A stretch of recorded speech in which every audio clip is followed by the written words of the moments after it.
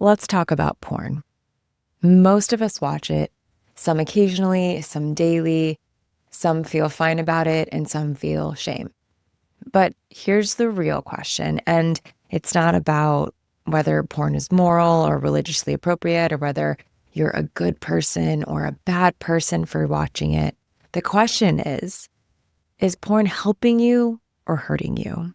Is it making your sex life better or worse? Is it bringing you closer to your partner or is it creating distance? Is it helping you feel more present in your life or are you becoming more numb? Does porn leave you feeling satisfied or does it leave you feeling empty? The truth here is that I personally don't care if you watch porn or if you don't watch porn. What I care about is whether you're living the best version of your life. And if something, like really anything, is quietly stealing your ability to connect, to be present, to feel genuine pleasure, to show up as the man or the lover that you want to be, then all of this is worth looking at. And in order to have this conversation, I have invited Jeremy Lipkowitz onto the show. Jeremy is a former Buddhist monk who now works with men exploring these exact questions. He uses his background in neuroscience really to help understand what's actually happening in your brain and in your relationships when you engage with porn. And today we are talking about how behaviors rewire us, why some guys take it or leave it while others feel really trapped by porn and just sex in general, and what it actually looks like to make choices that are totally aligned with the life you want to build. Let's explore porn together today, right now. You guys, let's get some. Jeremy Lipkowitz, welcome to The Naked Connection. We're happy to have you here today. Happy to be here. One of the first things that I'm curious on your perspective of is why do you think that the things that promise us so much pleasure can leave us feeling so empty? You know, a lot of our society is based off of these quick dopamine hits, these quick sources of pleasure, instant gratification. And there's a lot of money behind a lot of these things, you know, a lot of big industries behind the porn industry, behind the sugar industry, the entertainment industry, social media. And so a lot of it is, you know, hijacking our dopamine systems, hijacking our brains to make more money. And so they don't really care about, this is going very deep, very fast, but these big industries don't care about our deeper well-being and our sense of happiness and fulfillment. They're just there to make as much money as they can. I know we're going to talk a lot about porn today. And also there's so many compulsive behaviors that we do alone, whether it's like, you know, today scrolling on social media or like online shopping or binging shows or even like stalking exes on the internet, like whatever it is, there's this solitariness behind a lot of it as well. And I wonder, what is your take on just compulsive behaviors in general that can be so isolated? Yeah. You know, well, for me, my whole work is really, a lot of it's around porn addiction and sex addiction. But what I like to talk about, it's not about porn, it's not about sex, it's all of these different things that we do that are all interrelated, whether it's the junk food that we're eating and the processed food and sugar, or the social media and doom scrolling and all that. It all has this underlying flavor, this underlying thread that's very much the same, which is this solitary, isolated pursuit of just getting our hit. And it is very disconnected. It's isolating. We're not connected with other people. There's no vulnerability. We just want our hit. We want it fast. And so it's a lot of the different things. It's not just porn. It's all of the ways that we try to numb out and feel good in the moment. Yeah, I'm like, not to get super deep, but I'm like, why do you think we're all trying to numb out? Part of it is how we're hardwired evolutionarily, you know, to seek things that are pleasant, which is, it's a natural, normal response. Is we want things that taste good and we want things that feel good and we want sex. And those are all healthy, normal desires. We want, you know, to feel comfortable rather than uncomfortable. And those are natural. And it's just that over the last 100 years, you know, these these industries have learned that they can hijack those systems to their benefit rather than to ours. Mhm. And so a lot of us don't know when to say no. We haven't learned self-restraint and discipline and the wisdom to see, oh, this isn't actually leading me in the direction I want to go. And actually, that's another big component of this, is that a lot of the consequences of these things can be hard to spot. They're not necessarily, you're not necessarily going to see the consequences right away, as you might with, if you're using heroin, you might see, the effects of that the next day. But for something like eating too much sugar, watching too much porn, playing too many video games, these things can be very hard to see how they're damaging your life, because they're very subtle and they're long term and they're downstream. And Mm. so a lot of times we just ignore it because we don't see the connection. This was true for myself with the porn I was watching when I was addicted to porn.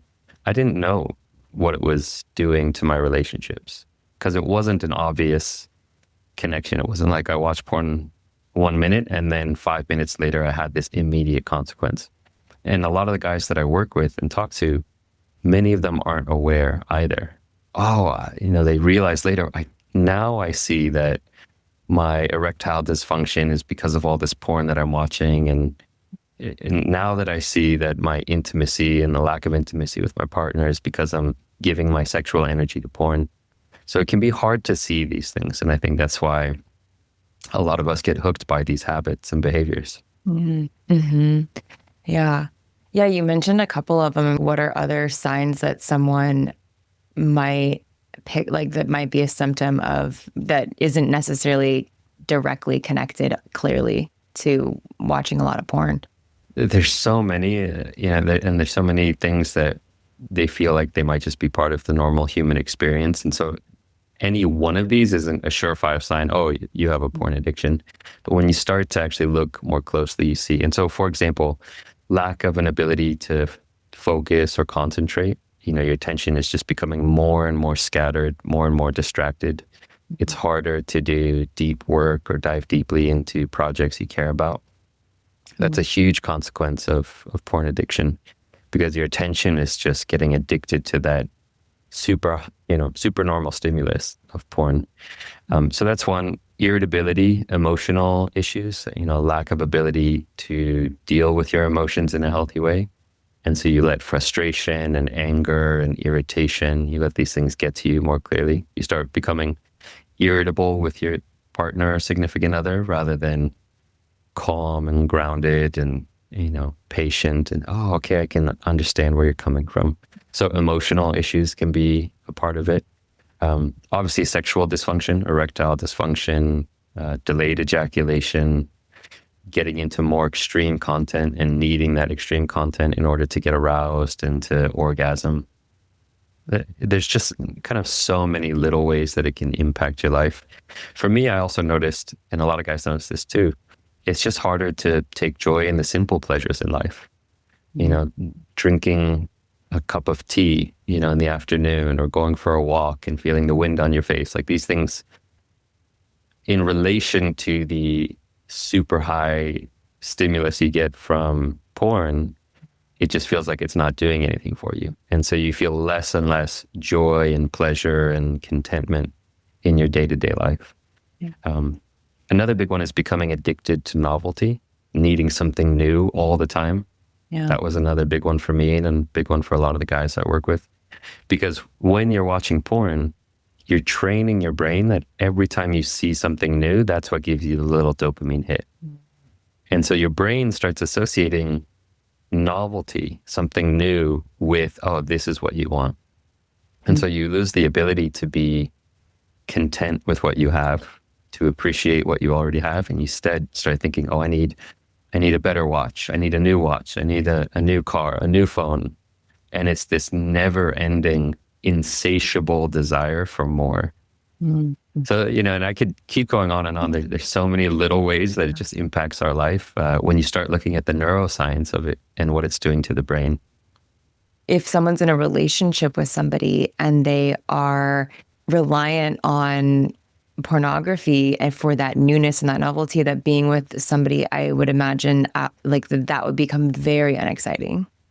It's so funny because this was actually one of the biggest factors for my own motivation to quit was I started realizing, hey, if I keep going down this path, it's going to be very hard for me to actually just be satisfied with one person and kind of have a deeply committed, fulfilling relationship with a single person because my mind is just telling me you need more, you need different all the time.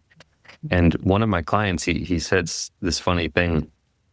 And the moment he said it, I really understood what he meant. He's like, yeah, I've noticed I've been so irritable with my wife. And there's this part of me that is just annoyed with her that she's not a new, hot, young thing every night. It's like, Mm-hmm. that's what porn does to the brain is it thinks that your partner should be someone new every night and that you should have variety and novelty every time you sleep with someone. Because that's what you're doing when you log onto porn is you're on these tube sites, you're scrolling through hundreds, thousands of different videos, seeing thousands of different faces. Mm-hmm. And every time you see a new face or a new scene or a new video, you get a little dopamine hit.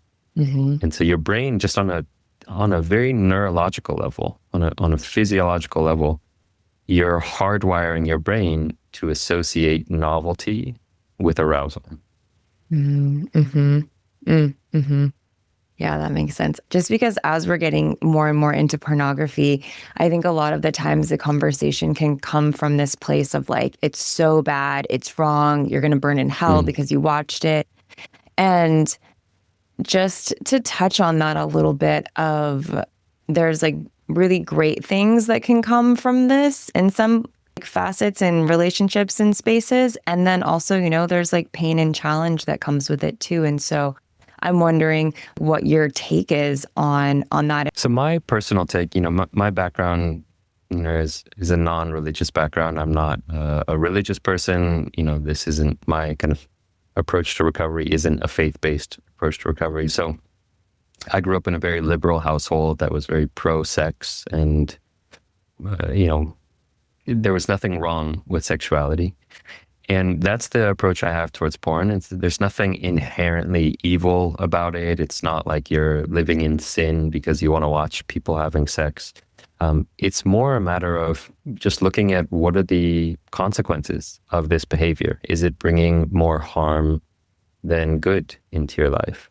And so that's my perspective, is to look at it holistically and say, yeah, what are all the ways that it's benefiting your life? Take a look at that and get clear about, is it benefiting your life? Is it causing good in your relationship? Is it causing good for yourself? And then what are all the ways that it's holding you back, that it's causing harm, that it's leading to suffering? And if you look at that list, 99.9% of guys, not 100%, but 99.9% of guys will realize that the list of negatives is way bigger than the list of positives. And it's just not even remotely worth it, even to watch it occasionally. And then on top of that, the potential it has to be an addictive behavior, the potential real harm it can cause, even if you're not, living in some dark alleyway, shooting up heroin because of it, the potential dark paths it can lead you down, which I've seen a lot of. I mean, it can really cause a lot of havoc in relationships. It can lead to things that are illegal. Some people are doing things that are not just outside of integrity, but outside of the law. It can lead to a loss of finances. It can escalate to cheating on your partner. So it can really cause a lot of harm if it goes down some dark paths. And so you don't have to believe that porn is evil. You don't have to believe that it's sinful. You can just say, hey, what are the consequences of this? And is it overall benefiting my life, or is it overall causing harm? And most guys, if they're really honest with themselves and can look clearly, will see that it's not worth it. And that's to, just the caveat there is that there are big arguments for why the porn industry is actually quite evil. And there's a lot of harm going on beyond just how it affects you in terms of sex trafficking and the exploitation of women and all kinds of things that there should be conversations about that. But even if you put that off to the side, you can just look at your own life and say, hey, this isn't benefiting my life, the way it's causing me to objectify women, view them in a certain light, have certain expectations about what intimacy should look like and what sex should look like. I mean, there's so many, like we didn't even get into that, but Yeah. just the ways that it skews our perceptions of what sex should look like and what someone should be interested in. And I mean, yeah, there's a lot of harms. Yeah. Yeah. This is actually making me think of a conversation that I recently had with a couple of guys that I know personally. And they were talking about actually how they had saved a lot of video and photos of them with other women in the past. And it was kind of like Hmm. their library of their own created porn. And that a couple of them had made the decision to get rid of it all and to delete it. And just the process of that brought up a lot of story and emotion behind it, and that it was actually, quite impactful for them. I think that there can be this like very classical assumption of like what pornography even is.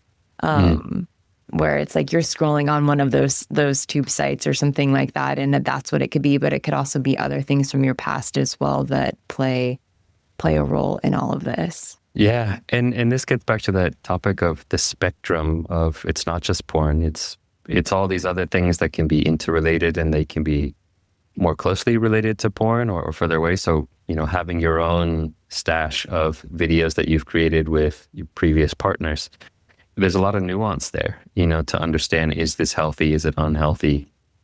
And again, coming back to that question is of what are the long-term consequences of continuing to engage in this versus what would my life look like if I got rid of it? And so having your own collection of porn that you've created with your previous partners, you can say, oh, well, this brings back good memories and I like to have these memories. But the question is, in what ways is it harming your life? And if you're, wanting to be in a committed, loving, deeply satisfied relationship with your current partner, having these past videos sometimes could be harming that because maybe you're comparing your partner to your previous partners. So it's really just looking at the ways that it's impacting your life holistically on the whole. And you can do this with any behavior, whether it's porn or your own porn. It can also be social media, the kinds of accounts you're following. A Mhm. lot of guys will follow these, like thirst trap type accounts and say, oh, it's not porn. Yeah. It's just softcore stuff. And you just have to be honest with yourself and say, what is this doing to your life? Yeah. And curious, is that kind of an inventory that you took on your own life, or what was the moment was there a moment for you when you recognized the pros are not outweighing the cons here? Yeah, there was one very clear moment in my life. It was kind of the turning point for me because I remember it very clearly. I just finished my undergrad degree at University of California at Davis, and I was sticking around for a year at the university to do research for a year in one of the laboratories that I was working in. And I was maybe in my early 20s. I forget exactly. I was maybe 23, 24. And I remember this day. It was a beautiful day, blue skies, sunny weather. My life was amazing. I had a lot of friends. I was captain of the Brazilian Jiu-Jitsu sports team. I had a lot of lovers in my life. I was a stellar rock star student, A pluses in all my classes, and was going to be heading to Duke University for a PhD program. So my life was amazing. And I remember walking down the street one day, and in front of me, there were these two college girls walking in front of me. And I remember I couldn't help but stare at the butts of these girls that were walking in front of me. And I remember in this moment, just this feeling of being totally consumed by this feeling and this emotion of lust, this feeling of, it was complete tunnel vision. My eyes just got hyper focused on staring at their bodies and objectifying them and thinking, I need to have that. I need to touch that. I need to talk to them. I need to sleep with them. And unless I can do that, I won't be happy. And Mm. it was just like this feeling of this big emptiness, this big void opening up inside of me that felt like my happiness was in that other thing. And in that moment, there was no recognition of all the wonderful things in my life. There was no gratitude for the blue skies and the sunny weather or my friends. There was just emptiness. It was just this feeling of, I don't have that. And unless I get it, I won't be happy. And in that moment, it really taught me some profound things.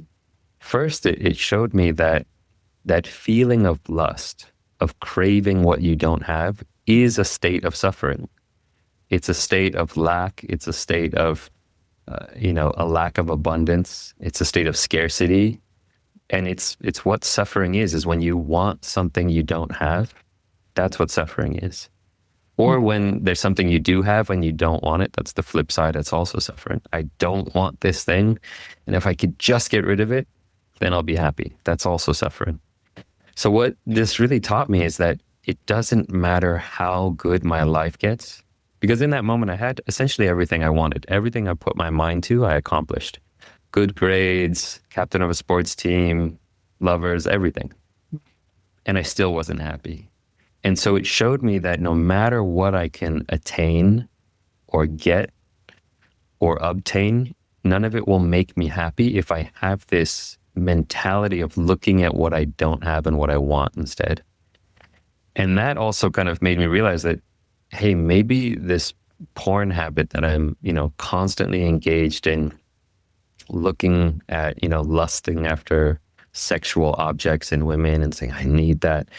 Maybe that's causing a lot of suffering in my life. And so this sent me down this kind of existential crisis journey of wondering, what is happiness? What is fulfillment? Will I ever be happy? And that sent me to a bookstore. Fortunately, I ended up finding books on positive psychology, on neuroscience, and then ended up finding this book on Buddhist meditation and Buddhist philosophy. And that book fundamentally changed my life. It really started to teach me what real happiness was, what real inner fulfillment was.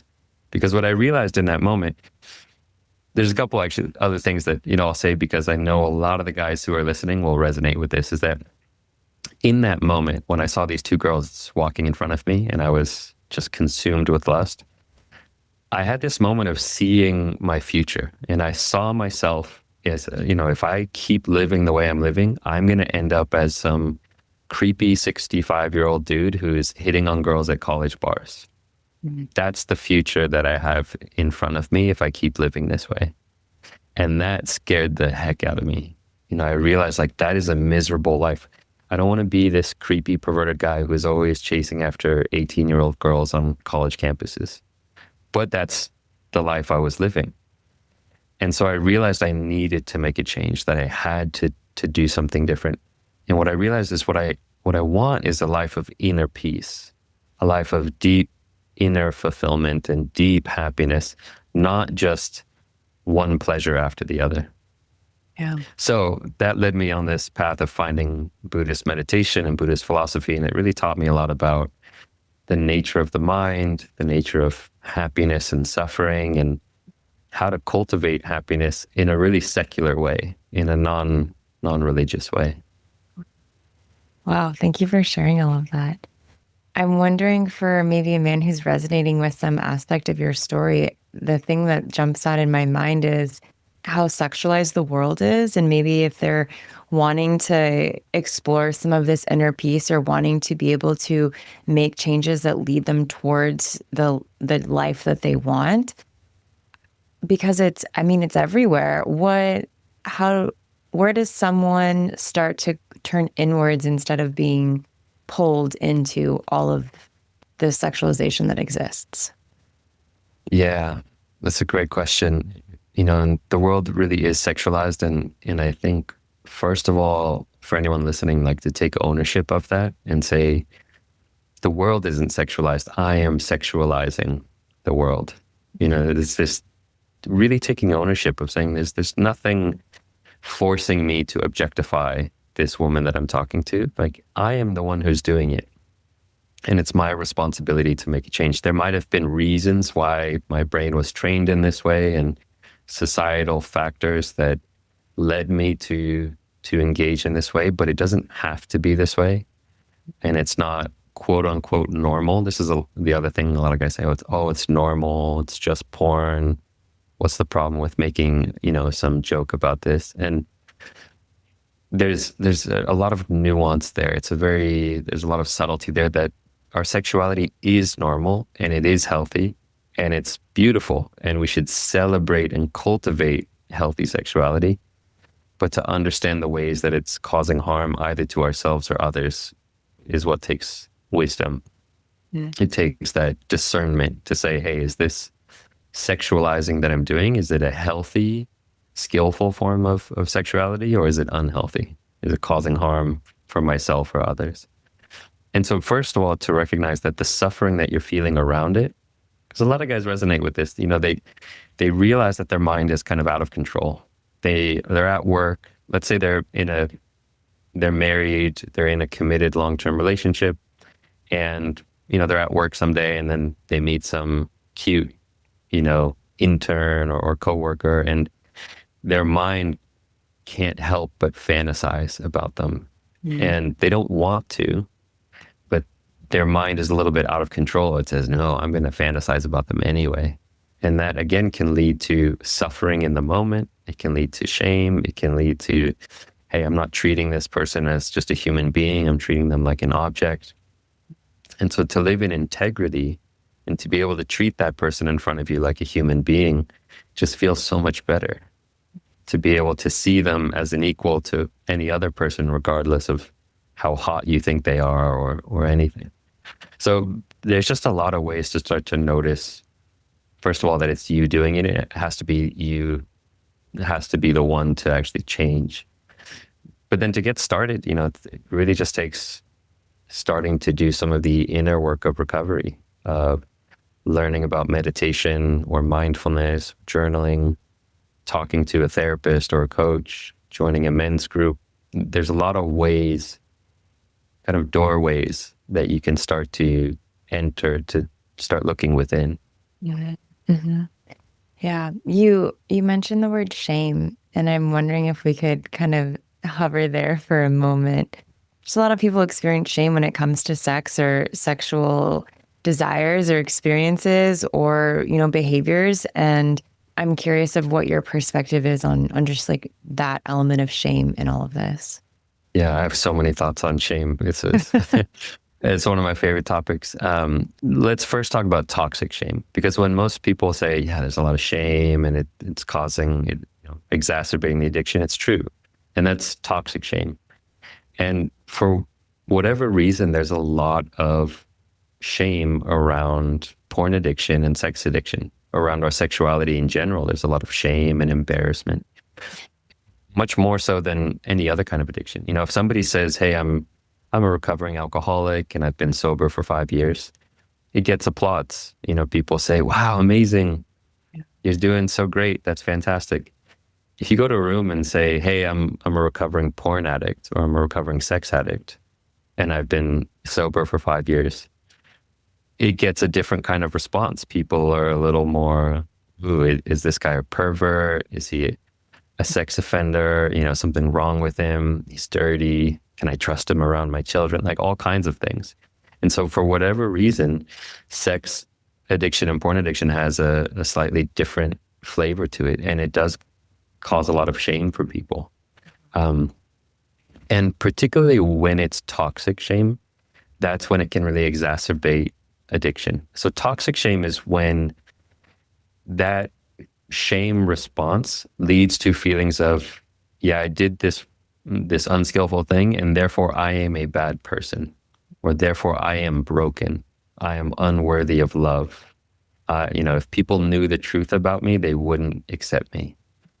That's what toxic shame does to us. And what it causes is it causes us to want to run away, to isolate, to hide, and to escape that painful feeling of shame. And in order to escape it, a lot of times people will seek out more of the addictive behavior to escape that pain, to numb out. And so it's this vicious downward spiral of, I'm ashamed of acting out with porn and I don't like this feeling of shame. So in order to escape it, I'm going to go use more porn.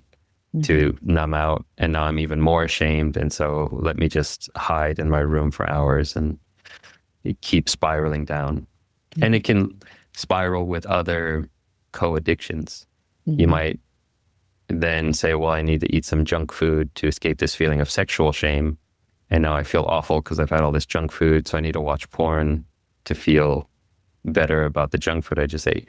Mhm. So it can be a very vicious downward spiral. Yeah. Yeah. I spent the last year working in a substance use rehab. It was really interesting because a lot of the alcohol and drug use was so intertwined with this sense of shame and the same spiral. And also what was interesting was a lot of people that were there also had some kind of porn or sex compulsion or just like struggling with that. And they really were quite open about their substance use. However, like the sexual elements was really kept quite quiet.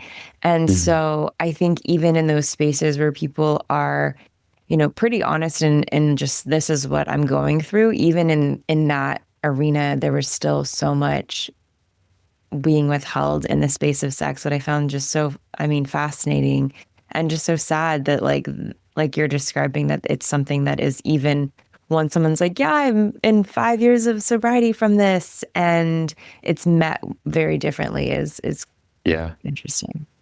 Yeah. And, it's like, for example, in the community that I run a men's group, and it's focused on porn and sex addiction. And people come with all kinds of other things as well. So many times the guys in my community say it is so refreshing to just have this out in the open and to be able to just talk about this openly and plainly, because I know that all the guys in this room understand it.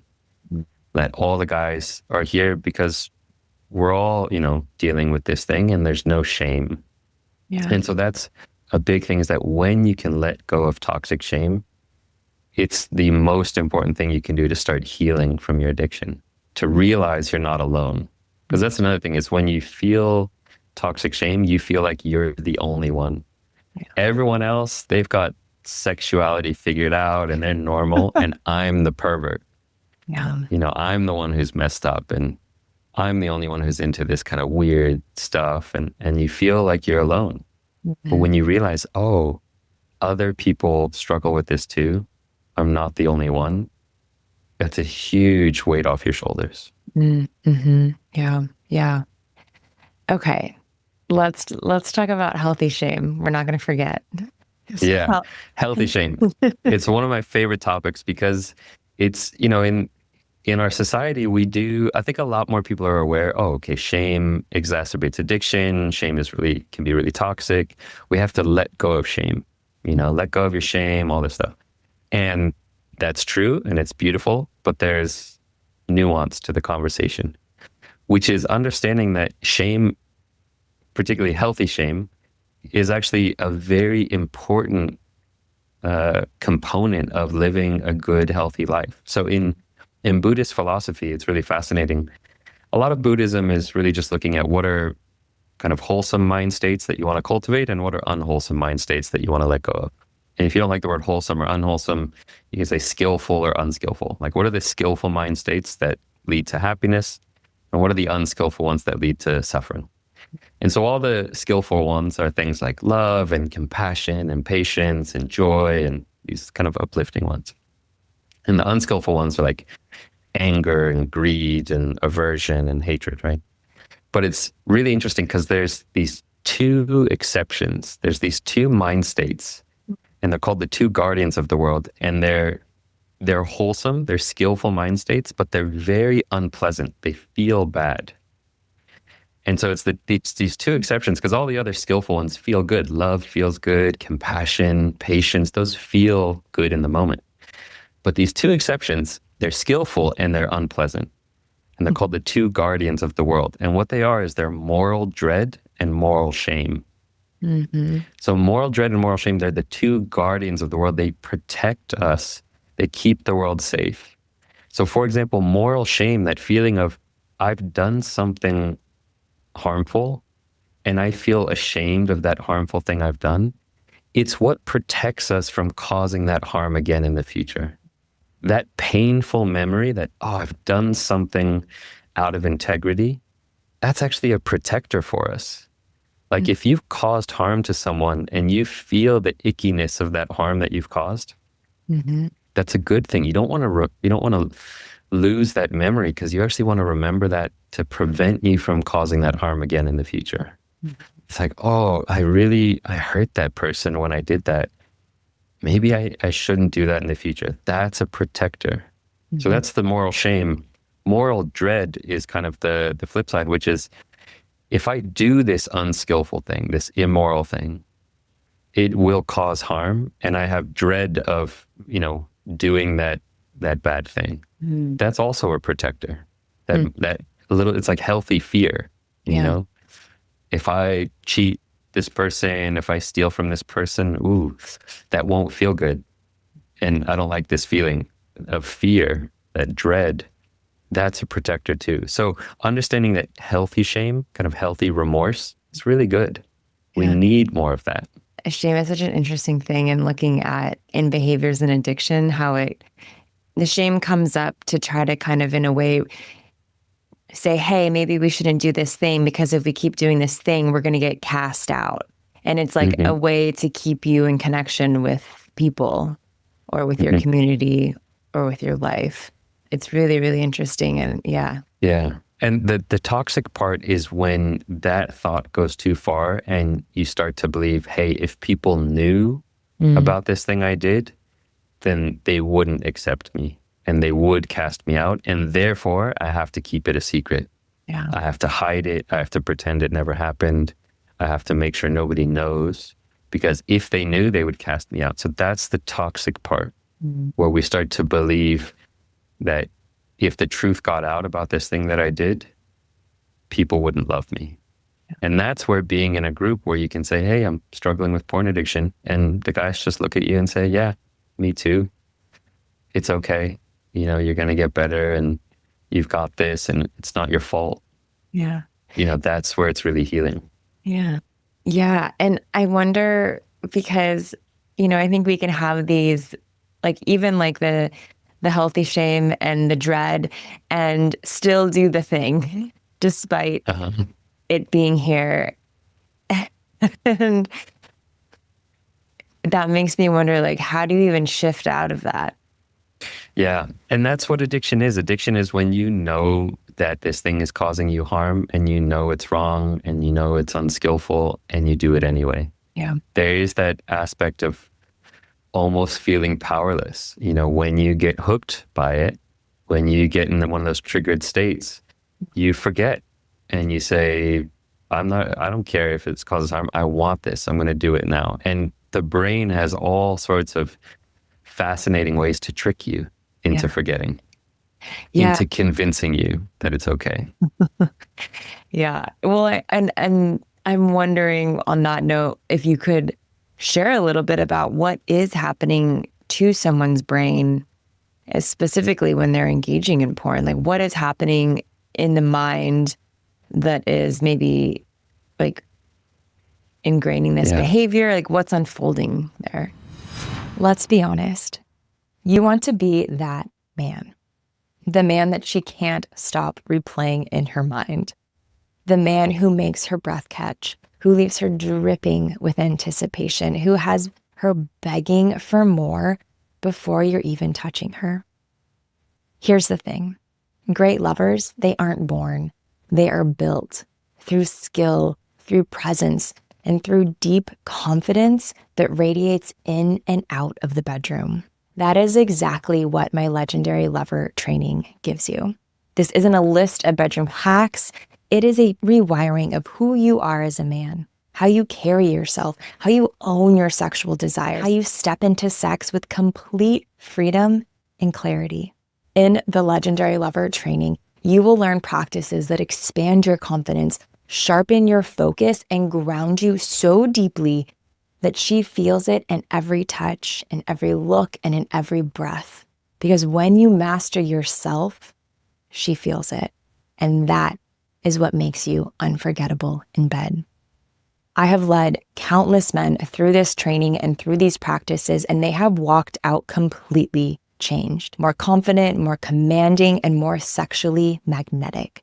And right now, because I'm launching this for the first time, you are going to get in at a discount that I will never run again. So head on over to thenakedconnection.com/lover, LOVER, before this discount disappears. Don't just be good in bed, be legendary. Yeah, one very simple kind of framework to look at is understanding, some of what we might call the amygdala hijack. So just very basically, some very basic neuroscience. The amygdala is it's part of the brain. Some people call it part of the reptilian brain. It's one of these more ancestral parts of our brainstem that is involved with the fight or flight response that a lot of people know about. This very reptilian kind of, I need to fight, I need to run away, I need to freeze. What's interesting, a lot of people know the fight, flight, or freeze. They've heard of that before. There's actually a fourth F in there. It's the fight, flight, freeze, or fuck. So it's not just, oh, there's something scary, I need to run away. It's also involved in that, hey, there's something I want and I want it. And we get hijacked by that response. It kind of takes over and we lose our rational thinking capacity and we just react more instinctively. And what's happening on a actual neurological level when the amygdala gets turned on, when this kind of alarm system gets turned on, is it actually down regulates the activity of the prefrontal cortex, which is the part of our brain that does the rational thinking and decision making. So when the amygdala gets activated, it turns off the rational thinking parts of our brain because it wants us to just act instinctively. And it makes sense. If there's a bus speeding at you at 60 miles an hour, you need to not think about it. You need to just jump out of the way. Mm-hmm. So it's actually an important capability that it can do this. The problem is that this amygdala hijack can hijack our brain, almost every minute of every hour of the day when we see things that we want or that we want to run away from. We see some thing that, turns on the fuck response, which, that craving, desire, lust, ooh, I want that. And it turns off our ability to think rationally. It turns off our ability to think clearly and say, hey, is this actually benefiting my long-term happiness? Is this going to cause harm to people? And we just think, I need that. So when I described that feeling of myself, it's like that lust, when it took over, I forgot everything else. All I could think of was that tunnel vision. I need to go have sex with them. I need to go home and watch porn and masturbate and get off. So we become hyper-focused. We get hijacked. Understanding that hijack is important because there are tools you can use to unhijack the brain. Mindfulness is one of those really powerful tools. You can bring your prefrontal cortex back online. One of the tools is just known as labeling, which is to label the emotion that's arising. So in that moment when you're hijacked by lust and you're having this strong urge to go watch porn, even the simple act of noting and saying, oh, this is lust, will actually reactivate your prefrontal cortex. It starts to bring your rational thinking center back online. So, just understanding like what's going on in the brain, a lot of it is this reactivity where we want to feel good and we forget about everything else. Yeah. So I could imagine then if someone is in that state and then it's just perpetual, the capacity to calm the reactivity is quite challenging. Or like if you're chronically in that place of like struggling to make decisions, even the ability to get to the point of making a decision to want to make decisions again could be hard. And the other big component here that's important to talk about is just understanding neuroplasticity and understanding what we might call autopilot mode or the default neural pathways in the mind. So one of the things that really impacted me in my recovery when I read that book on neuroscience and Buddhist philosophy was understanding neuroplasticity. And one of the phrases that I read was, it said, neurons that fire together wire together. And it's this understanding that the more frequently you use a certain neural pathway, the stronger that pathway becomes. the stronger the synaptic connections become. Basically, it's like deeper grooves in the mind for that neural pathway.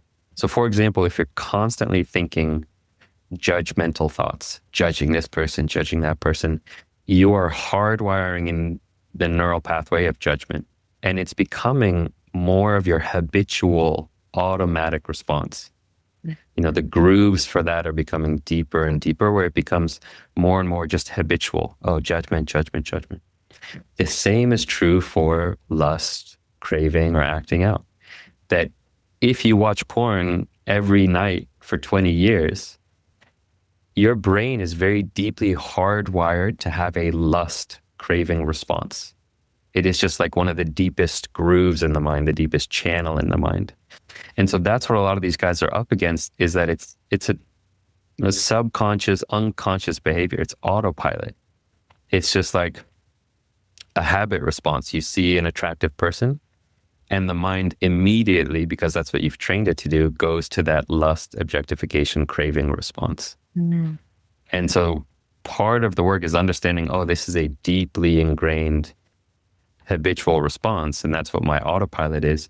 And so part of the work is retraining or rewiring the brain to healthier responses. Mm. And the goal is that our habitual automatic response is love, compassion, patience, all these beautiful things of seeing someone as they are. Mm-hmm. Yeah. And I love that explanation of probably a lot of like really complex things that are unfolding in the brain. And I think just in making new habits and creating new change, it's usually not the easiest thing to do. And I think especially when we look at the topic of like a sex addiction or a porn addiction, and thinking about, if I go through all of this energy and effort and discipline to make these changes, like what is on the other side of that? Because in a lot of spaces, people are in complete sobriety from things. And it's like, is on the other side of this, is someone just never going to watch porn again? Are they never going to have sex again? Like what lives on the other side of this? Yeah, I love that. So you're bringing up a great point, which is, yeah, okay, I get it. I understand the neuroscience, but still changing your habits is hard. Mm-hmm. It just is hard. There's a lot of things that make it very challenging. And so the question is, with all these things that are in the way, how do you actually start to make those changes? And you've brought up one really important component of that, which is making sure that you see the hope of what's at the end of your hard work and effort. That if you were to go through all this hard work of stopping watching porn and practicing recovery and fixing your life, what is the potential benefit it could bring? Because if you don't have any idea of the potential benefit, you're not going to go through the hard work of making those changes, because it is hard work. You have to become comfortable with discomfort. You have to go through difficult things. And if you don't have a compelling reason to do that, you're not going to do it. Yeah. If you think, well, somebody told me I should stop watching porn, but I don't know why. Like, why is my life going to get any better? I'm not going to have porn. My life isn't going to have this excitement in my life. Why should I do it? So one of the first things that I walk guys through in my program is creating a compelling vision of the future of what you want your life to look like. And a lot of guys, when they go through this exercise, they realize that one of the most compelling visions of the future they have is having kind of a deeper connection with their partner, having, real intimacy with their partner, not just this roommate relationship and wearing a mask and putting on a facade. So having hope for a better future is part of it. And that's where also being in a community and seeing the successes and the wins of guys who are ahead of you on the journey is also powerful to say, oh, this guy could do it. I have hope that I can do it also. Yeah. Yeah, you've mentioned this power of community a few times, and it seems like it really, really resonates deeply. When people say, what's the first thing I can do, like the most important step I can take if I want to break free, I always tell them, get connected to a community. And the reason for that, one is it helps you let go of shame. You realize you're not alone. But another really important component is that you get support and accountability to keep walking on the path even when it gets difficult. Because if you try to do it alone, 99.9% of the time you will fail, because you'll just hit a rough patch, you'll have a slip up, you'll act out, you'll relapse. And then if you don't have any accountability or community holding you accountable, you'll just say, well, this wasn't meant for me. This is too difficult. Oh, I'm just going to give up. I'm just going to resign myself to watching porn and having a mediocre relationship for the rest of my life. But when you're in a community, you have people holding you accountable, saying, hey, you had a bad week. That's okay. Get back on the path and keep going. So community is the most important thing for recovery. I appreciate you being here. And you guys, if this is sparking something in you, go check out his community and find and connect with other men that are in the same boat and looking for the same change. So thank you for coming here. My pleasure. Thank you so much for tuning in to this episode of The Naked Connection. Be sure to subscribe so you don't miss another episode. Trust me on this, your sex life and that special someone in your life will thank you for it. And if you really love the show, please take a moment and leave a 5-star review or a written review and let me know what you think. It would mean so much to me and this show. Until next time, happy connecting.